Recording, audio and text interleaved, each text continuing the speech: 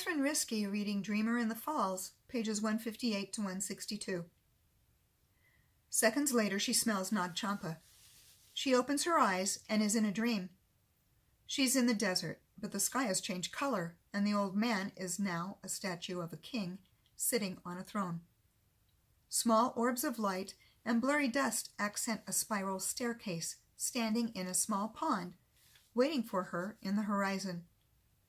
Stepping stones leading to the spiral staircase rise a few inches out of a dry, thickly cracked desert floor. The earth around the stones eat away in a brilliant fashion from the weight of Torm's steps as she makes her way to the staircase. The stones stop at the edge of the small pond, where Torm notices the water is only an inch or two deep. Her footsteps make glassy tones at different pitches as she walks across the pond, while a line of cattails bloom into tiny ballerinas that float away with the breeze. The staircase is a dry, hard concrete made of old sand, rising 50 feet above the desert floor, and leads nowhere.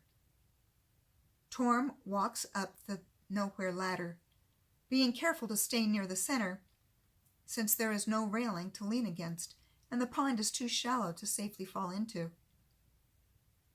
When she reaches the last step, desert angels ascend from the quicksand whirlpools, bringing Roman-style columns up from the desert floor, creating a path high in the air. Torm steps onto each newly risen column as they make their way into the sky. The cape of the last angel breaks into a sandy wave and spreads out over the horizon, forming a sea of sand. The column Torm stands on becomes a small boat with shadows for sails, whose dance pulls the boat across the soft swell of the newly formed ocean of sand. She passes small rock islands that hold large sand masks of her sister's face, where birds have nested and flock out like patterns of hair. Seahorses and unicorns of sand breach the surface, while giant rose stalks climb into the sky, blooming rose angels from the skin of their glowing petals, who dance with the colors in the sky. With a liberal amount of attachments, an obese circus unicycle bobs its way across the ocean with a paddled wheel while holding countless knickknacks, objects, and animals, including snails, fish, and umbrella-mobiles, leaving a cluster of sandcastle formations in its wake. Colossal windmills empty the sea of its sand, and Torm's boat becomes a platform carried by a giant creature with a leg for an arm and an arm for a leg. Torm and her faceless gargantuan make their way in a valley of melting moonlight that is protected by two deep sleeping mountains of sand, whose genders are both female, and who are mothers to giant castles of sand built on the back of massive animals and great red arches that touch the sky.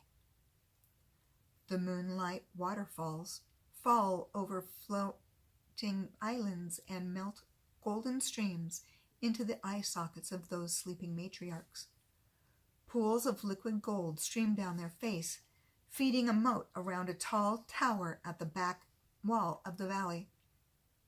When Torm reaches the tower, her ride's toothy tongue grows out and becomes a stone bridge staircase leading to the Tower of the Moon. As Torm walks over the bridge, glowing threads grow out of the mother's eyes and into the air, flying over a large gate behind the tower. Torm opens a door to the tower, and instantly the large gates open up, and Torm finds herself the captain of a steamboat castle. As the ship walks slowly out of the gates, with legs controlled by cables and pulleys, Torm witnesses a strange crew defending the ship from a weird enemy in the middle of a surreal skirmish in the sky. Hair-fed Gatling guns fire off rounds of instantly woven parachutes against a thread of angels eating uncooked umbrellas straight from the sky. Torpedoes are dropped onto the ground below the ship, causing dry volcanoes to erupt into air balloons that become clocks the higher they rise. Grenades launch over the side, explode mid-air, into cloth rainbows. An angel uses a hand loom, twisting hundreds of threads into missiles that launch as fast as water from a sprinkler. Torm deframes her view and withdraws as witness to the wild, weird war of fabric wrapping when her attention is wrangled by the sight of a giant wall of water. The sideways ocean forces a liquid negotiation that dissolves the ground into space and makes the ship disappear from its heavy promotion into thick, puffy clouds. The sand walls of the castle tower fall apart into a gold dust galaxy that reincarnates as a smoky island of white, with a single peach hanging from a leafless white tree. Torm snaps the peach off and eats its sweet flesh, convincing the tree to grow around her body, tailoring a clothy, branch-lined dress, and replacing her legs with old desert trees. A celestial isle forms from growing vines as Torm rides a floating island in the middle of a mystical purple nebula. The final staircase of acquisition is made, and Torm walks up its branchy steps into an aisle of sunflowers made of old desert trees, who hold holographic energy charts and ancient languages in their crowns. Torm makes her way down the aisle, where she sees the tree from her compass. A tree branch forms a heart-shaped, headless fountain sink at the foot of the old tree, which is half filled with glittering water. Torm places one hand into the water, causing the bodies of two lovers to grow from a network of vines into a loving embrace in the middle of the tree. Torm's hand forms roots as it drinks from the sink, giving water to a growing branch from the hem of her dress. A copper leaf grows, and Torm takes the deeply hidden token needed for her journey.